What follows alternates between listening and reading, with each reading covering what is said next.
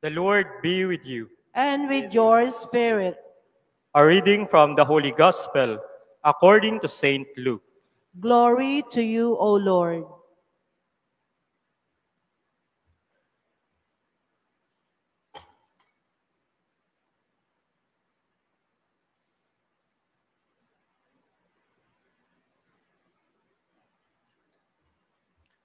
Mary said, "My soul proclaims the greatness of the Lord.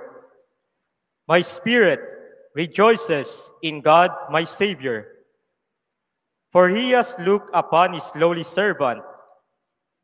From this day, all generations will call me blessed. The Almighty has done great things for me, and holy is his name. He has mercy on those who fear him in every generation. He has shown the strength of his arm and has scattered the proud of their conceit. He has cast down the mighty from their thrones and has lifted up the lowly. He has filled the hungry with good things, and the rich he has sent away empty. He has come to help his servant Israel, for he remembered his promise of mercy, the promise he made to our fathers, to Abraham and his children forever." Mary remained with Elizabeth about 3 months, and then returned to her home. The Gospel of the Lord. Praise to you, Lord Jesus Christ. Please be seated. Magandang umaga po sa inyong lahat. Magandang umaga po, Father. Pwede bang pakitanong ang inyong katabi? Kaya pa ba? Lalong-lalo na ngayon na napakalamig, di ba? Parang ayaw kong bumangon. Pero na-remember ko, ako pala ang magmimisa. Katulad po ng isang pare na during simbang gabi or misa de Gallo, habang nagbibigay po siya ng kanyang homily, meron po siyang napansin na matanda sa kanyang harapan na natutulog habang siya ay nagbibigay ng kanyang homily. Una, hindi ito pinakialaman ni Father. Pero katagalan, dahil parang humihilik na yung matanda, parang nakaka-insulto na kay Father, kaya nakapag-isip siya ng lesson or para mabigyan ng lesson ang matandang natutulog na ito. Kaya gumawa po ng paraan si Father. Sa mahinang boses, sinabi niya sa mga tao, "Sinong gustong pumunta sa langit? Pwedeng tumayo." Tumayo po ang mga tao, except ang matandang natutulog. At sabi ni Father, "Pwede na po kayong umupo." At bigla pong sumigaw si Father, "Sinong gustong pumunta sa impyerno? Pwedeng tumayo." Nagulat po yung matanda at nagising at biglang tumayo. Nagtinginan po yung mga tao sa matanda at para pong napahiya yung matanda. Sabi ni Father, "Yes, nabigyan ko na siya ng lesson." Pero bigla pong sumagot or nagsalita yung matanda, "Father, pansin ko lang po, bakit dalawa tayo ang nakatayo?" Dinamay pa si Father na gustong pumunta sa impyerno. Brothers and sisters, meron po ba ditong couple na senior citizen? At bibigyan ko po ng regalo, isang couple na senior citizen. Pwede pong pumunta dito sa harapan. Okay, nandun po sila.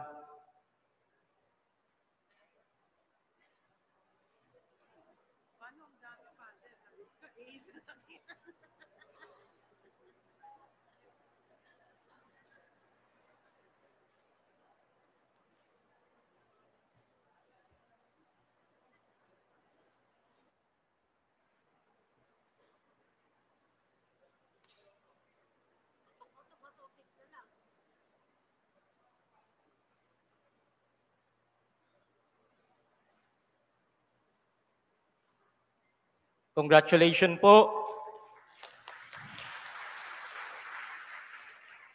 Kasi wala na akong maibigay kanina kay nanay at tatay, sabi ko na lang, God bless. Diba kapag wala tayong mabigay, sinasabi natin, God bless. Pwede po bang pakisabihan ang inyong mga katabi? BAFP. Ano pong ibig sabihin ng AFP? Always fulfill your promise. Naniniwala pa ba kayo sa pangako or sa promises? Dahil madalas sinasabi natin, promises are made to be broken.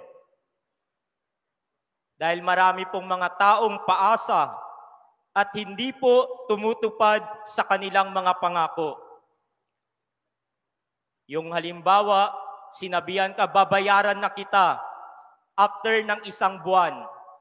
Pero pinaasa ka lang pala, babayaran ka pala kapag katapusan na ng mundo, hindi katapusan ng buwan. O kaya sa magkasintahan na nagsasabi, hindi kita iiwan kahit anong mangyari. Tapos yung timsong pa nga nila, pangakong hindi kita iiwan. Pero nung dumating na po ang problema, temptations at pagsubok, iniwan na ang kanyang pinangakuan. Kaya yung timsong na nila, baka kun ka, liar, evil ka. Sinungaling at liar, evil, dahil hindi tumupad sa kanyang pangako.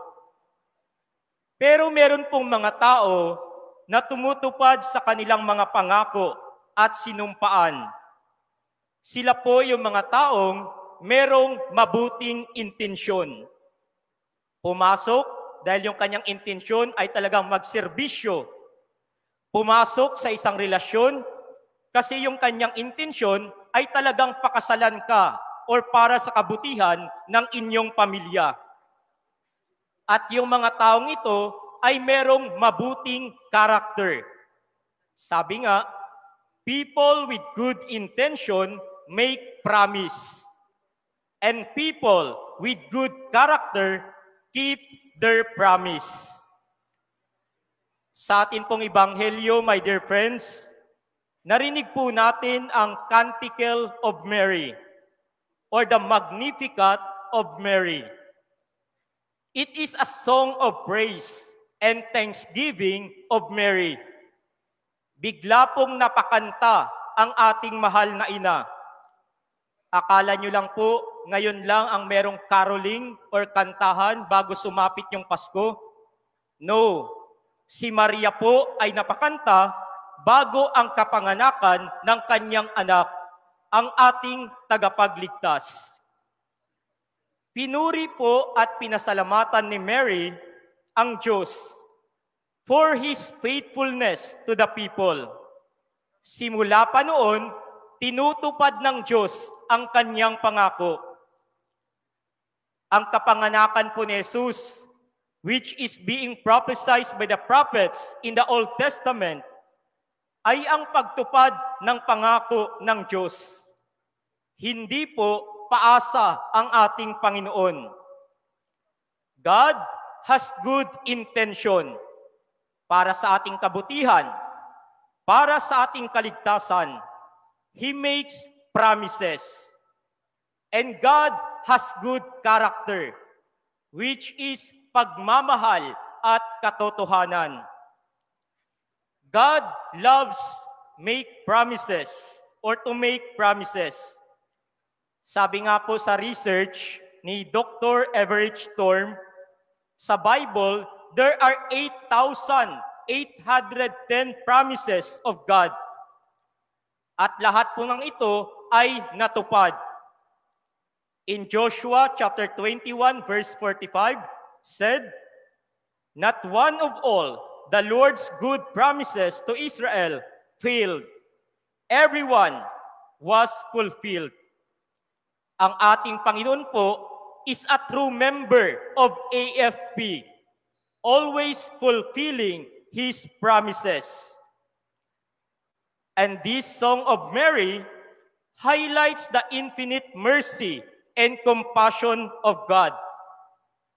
And the important thing is to always remain with Him, hold on to Him, and never lose sight of Him.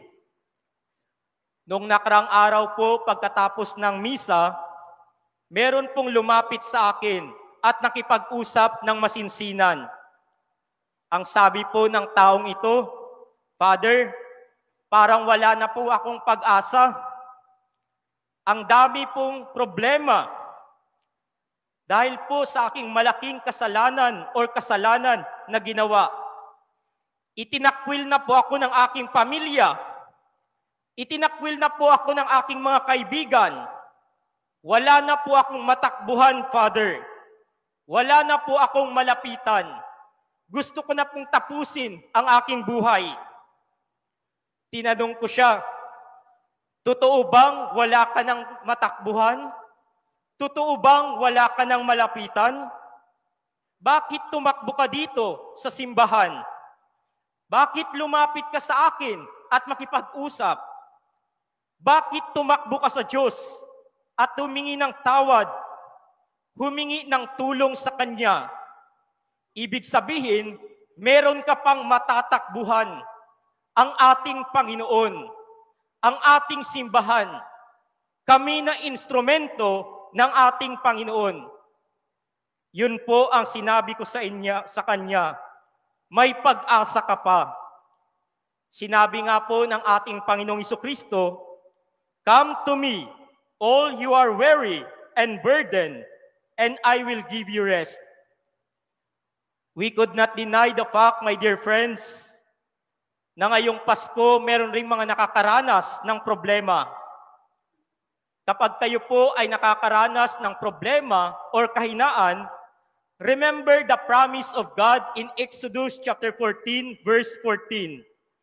I will fight for you. You need only to be still. Kapag ikaw po ay nahihirapan at nagtsatsaga sa iyong negosyo, trabaho at pag-aaral, remember the promise of God in Jeremiah chapter 29 verse 11. For I know the plans I have for you, plans to prosper you, to give you a future and hope. Kapag ikaw po ay nagtitiis at nahihirapan sa sakit, yung mga nanay-nanay natin dito na merong sakit pero patuloy na nagsisilbi sa simbahan, remember ang sinabi ng ating Panginoon, serve the Lord your God. If you do, I will bless you with food and water. I will protect you from your illness. At kapag naman po tayo ay nalulugmok sa kasalanan at nakokonsensya, 1 Chronicles chapter 7 verse 4, if my people will humble themselves, turn from their wicked ways, I will hear from heaven and forgive their sins. Ito po ang iba na mga pangako ng ating Panginoon at tutuparin niya ang kanyang mga pangako. Ilang araw na po tayo ng ating Misa de Gallo? Diba nasa 7 araw ng ating pagsisimba. Marami na po tayong natutunan na mensahe ng Diyos in preparing for the coming of Jesus. Ano po yung sinabi ko sa inyo nung nakarang araw na CGPA na meaning?